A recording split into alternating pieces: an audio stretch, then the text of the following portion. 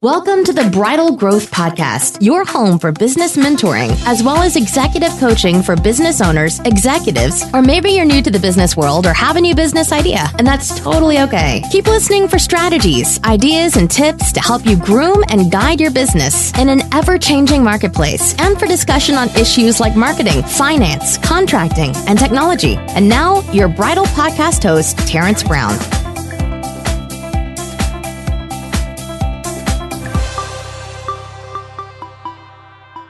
Hey everybody, you are listening to the BRITIL Growth Podcast, episode 15.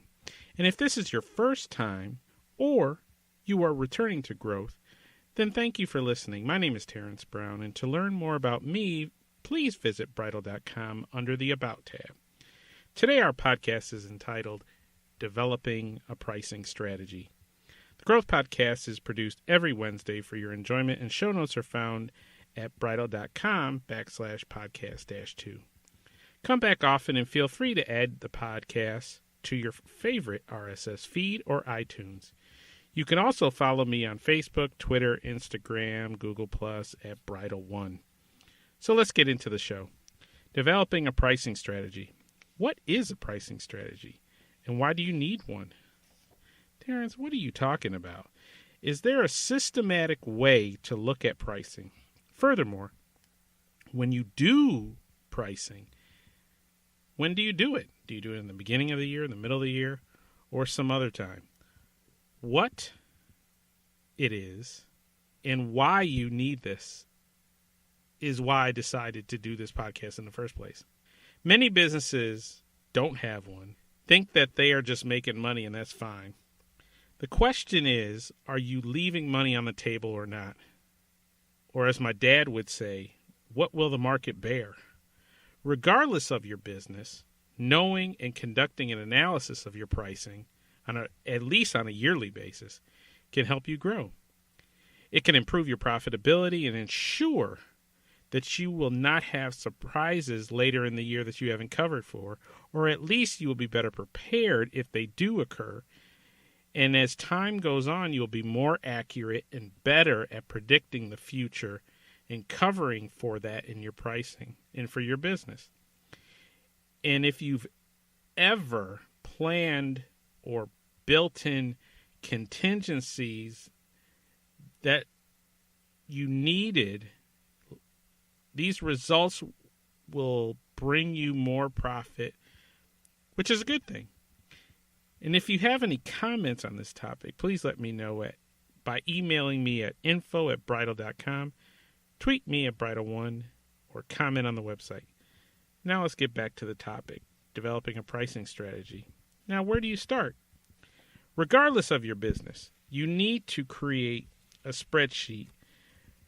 But sometimes software packages like QuickBooks, Peachtree, Deltek, and some others can help you with this analysis. But this strategy must start with data or numbers, usually best done at the beginning of the year after you close your books from the previous year.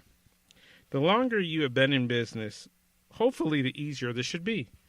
And hopefully, if you have staff or a bookkeeper or a good accountant, they can help you with this analysis.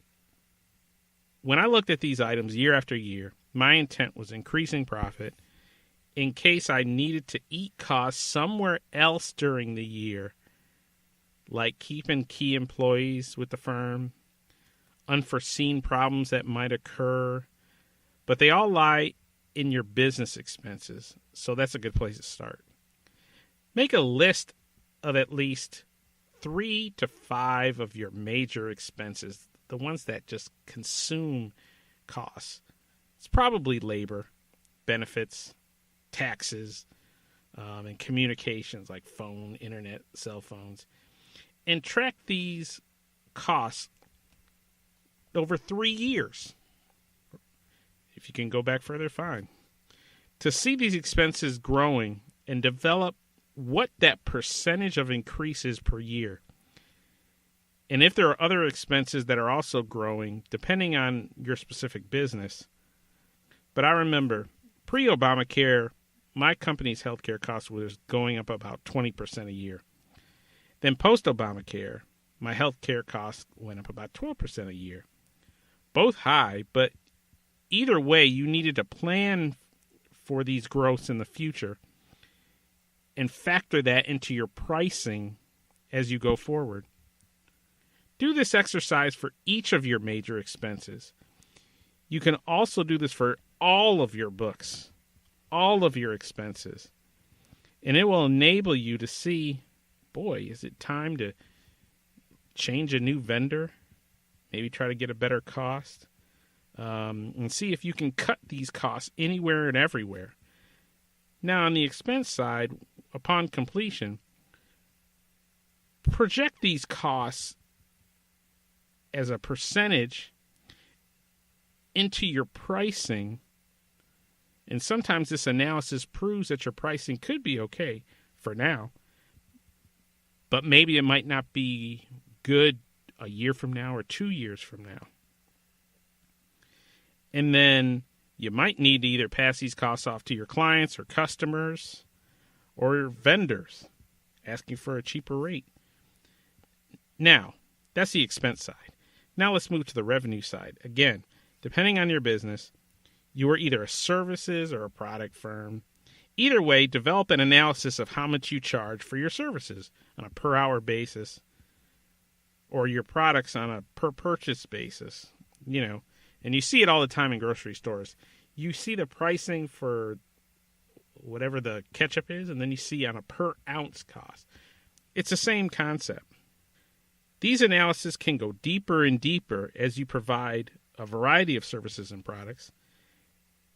Depending on the specific type of business, I remember when I used to track percentage utilization of an employee to understand in a year that if they performed a certain type of work, when all their services and costs, salary and benefits were paid, some people was 3 months of work, some were 7 months of work, and after that time, it's pure profit.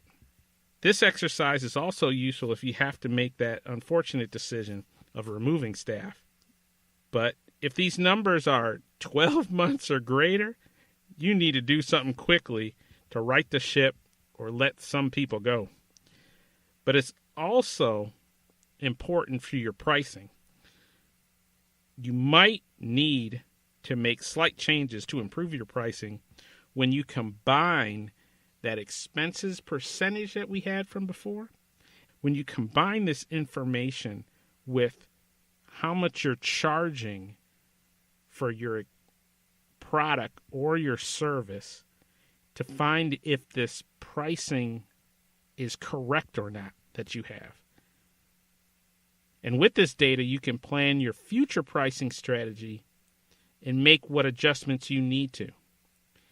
Now that you have the analysis, the strategy involves a research of your competitors and a review of your costs and match your products and services with at least 3 of your competitors.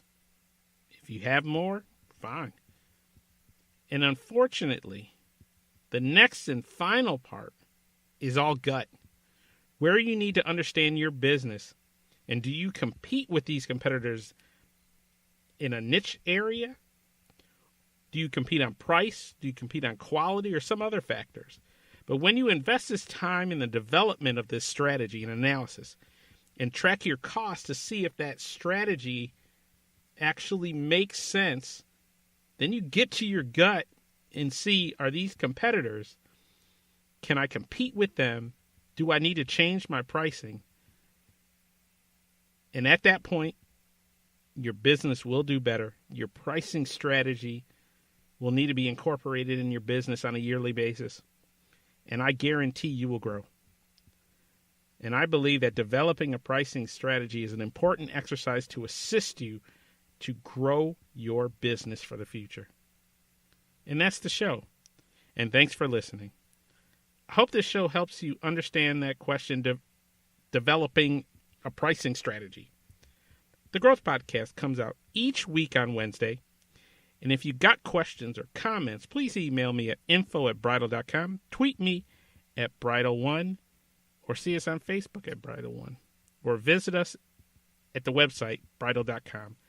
And until next time, take care. Thanks for listening to the BRITIL Growth Podcast with Terrence Brown. Join us next time for more tips on growing, grooming, and guiding your business. For past podcasts and blogs, or to learn more about the services we offer, please visit BRITIL.com.